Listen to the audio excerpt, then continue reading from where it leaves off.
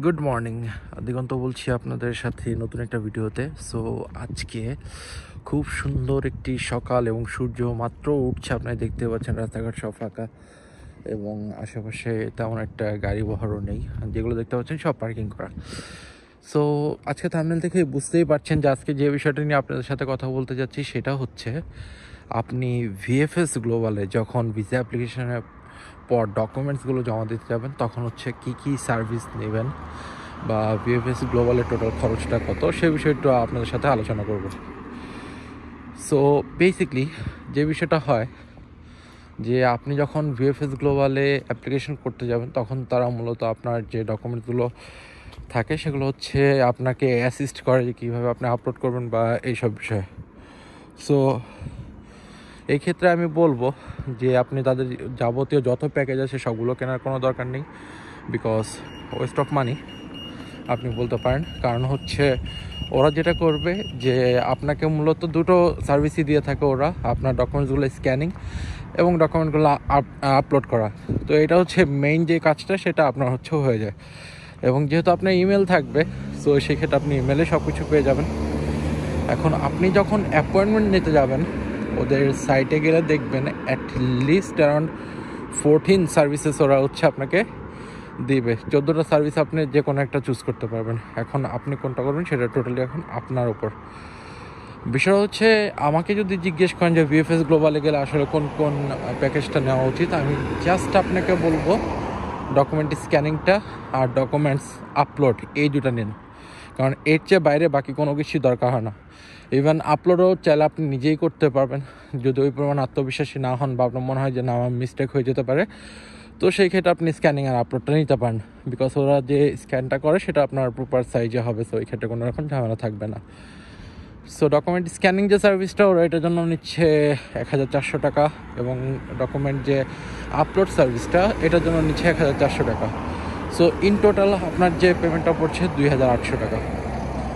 এবার আমি আপনাকে যদি একটু সাজেশন দিই, gold package, silver package, bronze package, SMS service, blah blah ব্লার অনেক কিছু আছে। সো এগুলো আসলে কোনো রকম কোনো দরকার আছে বলে আমার মনে হয় না।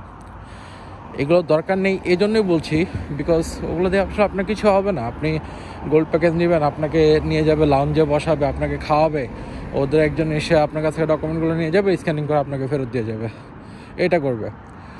সো এই বিষয়টা তো আপনার হচ্ছে দরকার নেই। হ্যাঁ, সো সেই ক্ষেত্রে আপনি ডেফিনেটলি ওই সার্ভিসগুলো নিতে যাবেন না। তারপর হচ্ছে আপনার ইমেল যেহেতু আপডেট থাকবে, আপনি ইমেল পাবেন। সো এখানে টেক্সট মেসেজ সার্ভিসটা নেওয়ার কোনো দরকার নেই। আপনাকে একটা টেক্সট মেসেজ পাঠানোর জন্য হয়তো 300 টাকা চার্জ করে ফেলবে। So it's totally West of money.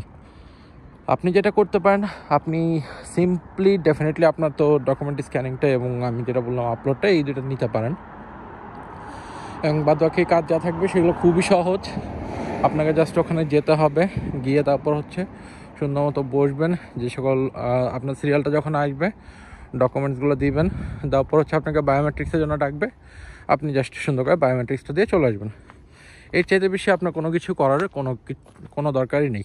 So এটাই হচ্ছে আপনার জন্য সবচেয়ে ইজি প্রসেস। এবার আসেন যে কি কি ডকুমেন্টস ওখানে লাগবে। সো বেসিকলি যে ডকুমেন্টসগুলো আপনার ভিসা অ্যাপ্লিকেশনের সময় আপনি দেখতে পারবেন যে ওরা আপনাকে বলে দিচ্ছে, চেকলিস্ট দিচ্ছে একটা, চেকলিস্টে সবগুলো ডকুমেন্টসে আপনাকে অবশ্যই সাবমিট করতে হবে। যদি বাই এনি চান্স চেকলিস্টে কোনো ডকুমেন্টস মিস হয়ে যায় সেই ক্ষেত্রে আপনি প্রবলেমে পড়বেন, আপনার ওগুলো আবার করতে হবে। ডকুমেন্টসটা আবার দিতে হবে আপনাকে। ওরা একটা NSF ইমেল পাঠাবে। NSF means not straight forward. That means আপনার যে ভিসা অ্যাপ্লিকেশনটা ওইটা স্ট্রেট ফরওয়ার্ড হয়নি। তো এই ক্ষেত্রে ওরা হয়তো আপনাকে আরেকটা ডেট দিবে এবং অনেক সময় NSF যেই ইমেলটা আসে সেটার পর ইন্টারভিউ পড়ে যায়। সো এই টাইপ যে হ্যাসেলগুলো থাকে সেগুলো থেকে বেঁচে থাকার জন্য ডেফিনেটলি আপনি চেষ্টা করবেন যে আপনার ডকুমেন্টটা যখন চাইবে আপনি চেকলিস্টে সবগুলো ডকুমেন্টস দেবেন। এর বাইরে কোনো ডকুমেন্টস দেওয়ার প্রয়োজন আছে কি না, আমি বলবো হ্যাঁ। আপনার যদি এক্সট্রা কারিকুলার কোনো অ্যাক্টিভিটিস থাকে, যেমন আপনি ইউনিভার্সিটিতে কোনো ক্লাবের সাথে জড়িত ছিলেন, অথবা আপনি কোনো বিতর্ক প্রতিযোগিতা বা যে কোনো ধরনের ওয়েলফেয়ারে কাজ করেছেন, ওগুলো কোনো সার্টিফিকেশন থেকে থাকে দিয়ে দিন। আপনার যাবতীয় যত অরিজিনাল ডকুমেন্টস আছে সব দিয়ে দিন, যেগুলো তারা স্ক্যান করে জমা দিতে পারবে। সো চেকলিস্টের বাইরে যখন এই ডকুমেন্টসগুলো দিবেন সেগুলো আপনার ভিসা পাওয়ার ক্ষেত্রে আরও বেশি গুরুত্ব বহন করবে।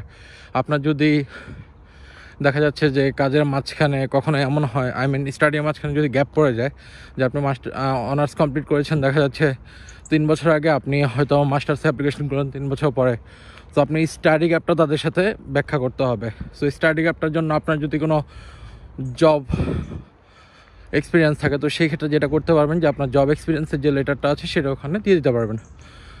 সো এরকমভাবে চেষ্টা করবেন আপনার যত প্রকারের ডকুমেন্টস আছে সবগুলো দিয়ে দেওয়ার জন্য, যাতে করে আপনার একবারেই কাজটা শেষ হয়ে যায়, আপনার দ্বিতীয়বার যেতে না হয়। আর ভুল করবেন না একটা, সেটা হচ্ছে অনেকেই ঢাকার যে ভিএফএসটা আছে, সেটা ঢাকা ভিএফএস কিন্তু মূলত 2টা অফিস, একটা হচ্ছে গুলশান ডেল্টা টাওয়ার, আরটা হচ্ছে গুলশান 1-এর ওই পাশটায়, সেটা হচ্ছে নাফি টাওয়ার। সো গুলশান 1-এর যে সাইডটা, নাফি টাওয়ারটা হচ্ছে মূলত ইউকের কাজ করে থাকে। সো আপনি ডেল্টা টাওয়ারে গিয়ে বসে থাকবেন না অযথা। আর এমন কোনো বাধা ধরার নিয়ম নেই যে আপনি আগে টাইম নিয়েছেন বলে আপনার আগেই যেতে হবে, বা লেট হয়ে গেলে কোনো সমস্যা, নট লাইক দ্যাট। বিকজ আপনার ওখানে গিয়ে একটা টোকেন নিতে হবে, আর টোকেন নিয়ে আপনার ওয়েট করতে হবে যে কখন আপনার ডকুমেন্টসের জন্য ডাকছে, আবার তখন হচ্ছে ডকুমেন্টস নেওয়ার পর আপনাকে কিছুক্ষণ বসাবে, এরপর আপনাকে হয়তো আবার বায়োমেট্রিক্স রুমে যাওয়ার জন্য ডাকবে। তো সেই ক্ষেত্রে আপনি যদি লেট করে ফেলেন, ঘাবড়ানোর কিছু নেই। যদি আর্লিয়ার চলে যান সেটাই ভালো, আপনার কাজই তাড়াতাড়ি শেষ হবে। এমন না যে একজন দেখা যাচ্ছে যে সকালে 10টার সময় ধরুন বুক করে ফেলেছে, সে 9:30 গেলে পাবে না, নট লাইক দ্যাট। ওরা যখন থেকে তাদের কার্যক্রম শুরু করবে, আপনি তখনই চাইলে আপনার ডকুমেন্টসগুলো যেগুলো আছে ওগুলো দিয়ে আসতে পারবেন, দ্যাট মাচ ইজি। সো সেই ক্ষেত্রে আমি বলবো ভাই, সেভ করেন টাকা পয়সা। আপনি 9,500 টাকা দিলে যেই সার্ভিসটা পাবেন, ওইটা হচ্ছে জাস্ট আপনাকে ওখানে বসাবে, কিছু খেতে দিবে, এইটুকুই। তার থেকে ভালো আপনি যদি কিছু খেতে মন চায় বাইরে যান, রেস্টুরেন্টে গিয়ে খেয়ে আসুন, এটা খুব বেশি ভালো হবে, অযথা টাকা ঢালবেন না। সো ভিএফএস গ্লোবালের ক্ষেত্রে আমি যেটা বলবো, হ্যাঁ ডেফিনেটলি আপনি ভিএফএস থ্রুতে যান, ডকুমেন্ট স্ক্যানিংটা আপনি ওদের থেকে করান, আপনি চাইলে আপলোডটাও ওদের থেকে করান, এই দুটো করান। 2,800 টাকার মধ্যে আপনার সব ডান। শুধু SMS service, bronze service, gold service, এই সেই কোনো দরকার নেই ভাই, সেগুলো শুধু আপনার ওয়েস্ট অফ মানি। সো আজকে এই পর্যন্তই, ভিডিও আর লম্বা করবো না। এরপর যদি আপনার কোনো রকম কোয়েশ্চেন থাকে আপনি অবশ্যই করতে পারেন, জানাতে পারেন। আর যদি একটু খোলাসা করে ডকুমেন্টসের বিষয়টা বলি, জাস্ট একটু রিভিশন দিই। আপনি যে ভিসা অ্যাপ্লিকেশন করেছেন সেই ফর্ম, আপনার যে ওরা একটা সামারি দেবে সেইটা, তারপর হচ্ছে আপনার অ্যাকাডেমিক্সের যে ব্যাকগ্রাউন্ডগুলো আছে সেগুলো, এবং আপনার যদি কোনো জব অথবা যে কোনো ধরনের এক্সপিরিয়েন্স থাকে সেগুলো, এগুলো হচ্ছে মোটামুটি আপনার ডকুমেন্টস। এগুলোর বাইরে আসলে তেমন কোনো ডকুমেন্টস প্রয়োজন পড়ে না। আর বাকি যেগুলো আছে সেগুলো আপনারা সবাই জানেন, নর্মাল জিনিস, পাসপোর্ট, তারপর হচ্ছে আপনার পাসপোর্ট তো ডেফিনেটলি, এটা তো লাগবেই। বা এছাড়া চেকলিস্টে যা পাবেন সব কিছু নিয়ে যাবেন। চেকলিস্টটা চেক করে তো দেখবেনই আপনি, যখন ভিসা অ্যাপ্লিকেশন করেন তখন ডেফিনেটলি আপনার সামনে চেকলিস্টটা চলে আসবে। তো ঠিক আছে, সবাই ভালো থাকবেন। আশা করি আপনাদের যেই ভিসা অ্যাপ্লিকেশন প্রসেস খুব বেশি ভালো হবে এবং খুব স্মুথলি আপনাদের ভিসাটাও হয়ে যাবে ইনশাল্লাহ। আজ এ পর্যন্তই, দেখা হবে পরে কোনো ভিডিওতে। সে পর্যন্ত ভালো থাকবেন। আল্লাহ হাফেজ।